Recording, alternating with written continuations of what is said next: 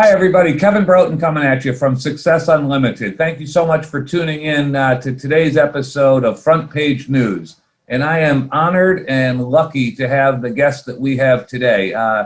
Our guest today, his name is John Fortner, and he comes from the great state of Georgia. And a fun note on John, he's the first out-of-state loan officer outside the state of Michigan to join Success Mortgage Partners. And that was, coming up on about 9 years ago. And I'm just grateful to have this guy both as a friend, most importantly, and as a business companion too. He's a great loan officer, but he's a better person. And so without any further ado, I'd like to introduce my friend, John Fortner. John, how are you today, buddy? I'm great, Kevin. Thanks. Good to be here, man. Thanks for joining us. I love this opportunity to get to share a few minutes with you today. And John's one of the good guys. He does it right. He doesn't cut corners. He dots his I's and crosses his T's, and he's got a great perspective on the business of how to maintain a great life and still do very well monetarily. And he's really created balance in his life, and I've always envied how he's done that. And I was just sharing with him a few minutes ago how I'm going to be him someday, and I'm going to get that same balance. But John, if you don't mind, can you share quickly with the group just how you kind of got into this business and what your first job was in the industry? Well, so mine's a little bit a roundabout way. So my degree is in animal nutrition, which set me up perfectly for this business. But actually, I worked in that field for about 12 years, and I made a move down from Ohio down to Georgia back in '84, and I was still in that industry, and I worked for a food additive chemical company, and I did pretty well. But they wanted me to become the national product manager and move to New Jersey.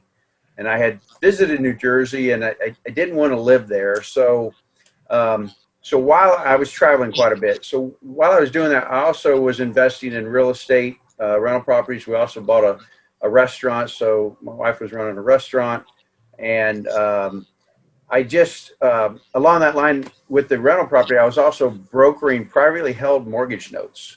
And so I was kind of just dabbling in it. So anyway, they wanted me to move, and I wasn't willing to do that. So I decided to do the private mortgage lending broker, basically, full time. And shortly after I started that, a buddy of mine was opening up a mortgage origination branch and said, "Hey, why don't you start originating?" So that was back in '92.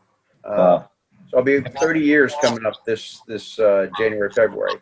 So I got to start originating in '92, and I started out as a loan officer, and I basically just used what I had learned, kind of sales skills in the previous line, and adopted it in my new position as a loan officer. That's awesome. And 30 years. I started teaching a class, lead from the front. You know, I started teaching a class with these real estate agents, and they thought I knew my stuff, and I didn't let them know any different. And you know, I never looked back.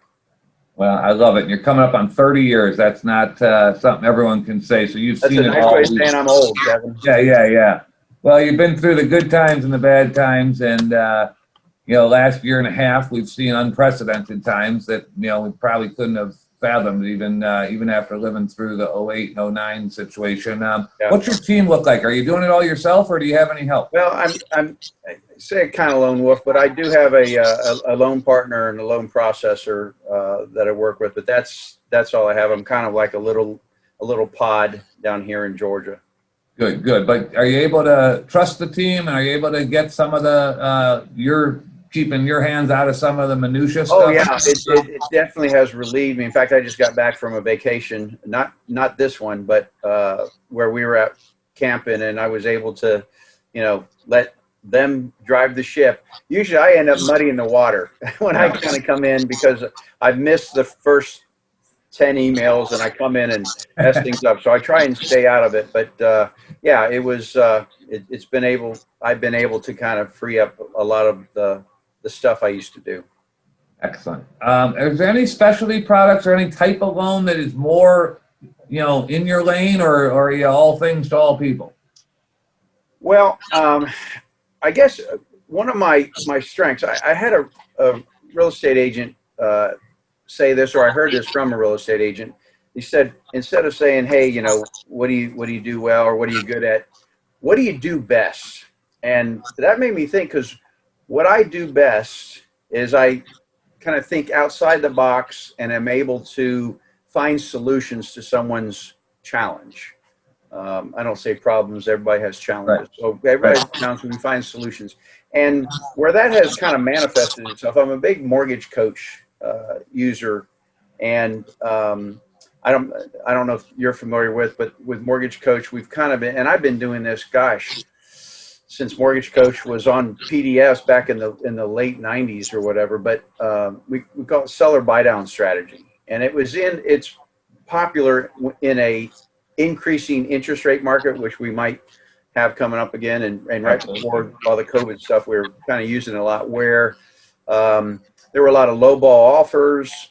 Interest rates were higher, people couldn't afford so much, and we utilized the seller buy down to show where they could actually afford the same payment, maybe use a little less down, help listing agents and sellers in that case, where they can counteract a low ball offer, or help buyers counteract the higher interest rates. So that seller buy down. And then kind of on the flip side of that, with the COVID and the crazy market we were in, with the interest rates being low, but the prices, shooting up, everything, where offers were just going through the roof, and they're 10 and 12 offers per loan, and how to be competitive, where we would, appraisals are kind of a lagging, they lag behind the actual sales. And so some appraisals were not coming in. And a lot of people say, okay, if the appraisal doesn't come in, you just got to come out of pocket with that extra 10, 20, 30, 40,000, whatever it was. Well, I adopted an appraisal gap strategy where we utilized through Mortgage Coach, where we showed where, okay, they're going to, I had one, for example, this is a perfect example, that the appraisal came in $40,000 less, $45,000 less than what the actual sales price was. They were going to put 20% down. We showed them where with 10% down, they actually could get the same payment. We did a single premium MI. So they ended up putting in the same amount of money, but the payment was the same as that it would have been if they had put 20% down. Right. And no MI. I mean, it was like a win-win for everybody, because the seller got what they wanted. The borrowers, they just wanted to get in. They had this certain payment they wanted. Yes, they didn't have the 20% equity. They had 10% equity, but they got in the home, and that equity is going to build. And, it was a win-win all the way around. So the appraisal gap strategy is another one that, through the help of Mortgage Coach, has been phenomenal, and kind of has set me apart from others and lets me kind of be outside the box and be different from others. That leads me to my next question, because I was just going to ask you, you and I are old school guys on how we approach this business, but how has technology impacted your business? I'm a huge fan of Mortgage Coach, obviously, as well, but it sounds like that's at least been one product that you've really wrapped your arms around. Well, huh? Yeah, and so I don't probably use technology as much as others, definitely, but that's one that has definitely set myself apart. And just the loan origination software technology and the ability to do documentation digitally has really streamlined. I'm doing a loan for a past client, and where he did it just a year ago, where he was getting documentation and he was faxing stuff and everything, and now he says, now I have everything digital. I can just upload it, and boom, and we got it in, and it got in underwriting like in day one, and it came out of underwriting the next day. I mean, everything's just so much faster. So utilizing this, I mean, there's some other programs and stuff that I use, but I mean, by far, in a way, the Mortgage Coach has really helped my business. I work with a lot of financial planners as well, right. Divorce attorneys, CPAs, et cetera. So great. That's great. If you look out, you've been doing this a long time. You've seen the ups, you've seen the downs, the great markets, the tough markets. You and I both lived through high interest rates, low rates. Do you see any challenges on the horizon if you look out over the next 12 months that might impact a lot of loan originators? Well, yeah, we've been through it a lot. So the market's going to go up and it's going to go down. We just don't know when, right? Right. So you just got to kind of prepare for that. It's been crazy with the supply and demand situation, with supply being so tight and demand kind of increasing. I look at maybe a little bit of that changing. The demand's probably going to back off a little bit if and when interest rates start moving back up, and they will eventually move back up. That's going to change the demand for some potential buyers, let's say. But it's kind of going to be different per market, because some markets are still going to have shortage of supply, where others maybe not, and with the lower demand. So, I mean, it's going to change. But I mean, I don't really worry about that, because it's going to happen, and we just kind of you go with the flow. And with our theme, you just kind of go with the river, go with the water. There's nothing we can do to stop it, right? Rates are going to rise. The Fed's already announced that their intent to begin tapering as early as November, and what that's going to do to the bond market, and it'll be what it'll be. And I think what us old timers that have been doing this, we put our nose to the grindstone. You work your way through it, and you just keep increasing your relationships. You keep increasing the depth of those relationships, your knowledge base, your ability to communicate, and at the end of the day, we both know that a lot of folks in this country do business with people that they know, like, and trust. And I know that exactly it.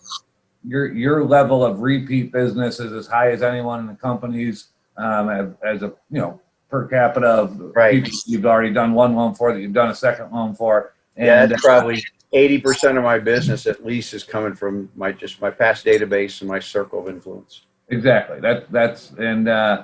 And you found a way to make a great living doing that by telling the truth and treating folks fairly and doing it right. And other than the fact that I'm a little worried about your Ohio State Buckeyes this year and on the football field, it's I think you got everything. Seems like it's going great for you. I had another screensaver for you, but I thought, well, we better not, put that for these folks. They might not be able to handle that. That's right. That's right. So, and that will be what it'll be, Kevin. It's going to be what it's going to be. We have no say so, right? They're either going to win or they're not.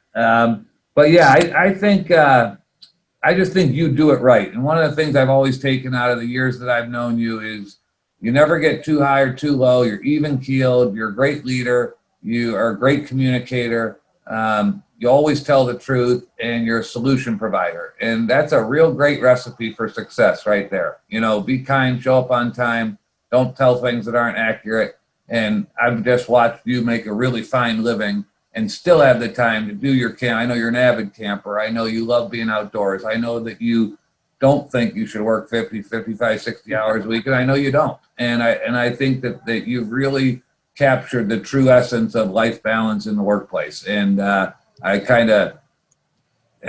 marvel at that, because I struggle with that personally sometimes, and I'm getting better, but I'm not there yet. And I'll get there too, but it's great to have people that I can kind of model off of, and you're one of them. So thank you so much for sharing with us. My time's up. If I don't cut this soon, they're going to yell at me. So I'm going to wrap this up. But to everyone tuning in to Front Page News, John Fortner, great state of Georgia, originally from Ohio, wonderful guy. Thanks for sharing with us. I hope everybody caught one tool or strategy or tidbit that they can take to make themselves have a better business, a more freedom-filled business, and to reap the fruits of the labor that you've sown for so many years, just like John has. Thanks so much, and we will see you very soon, John.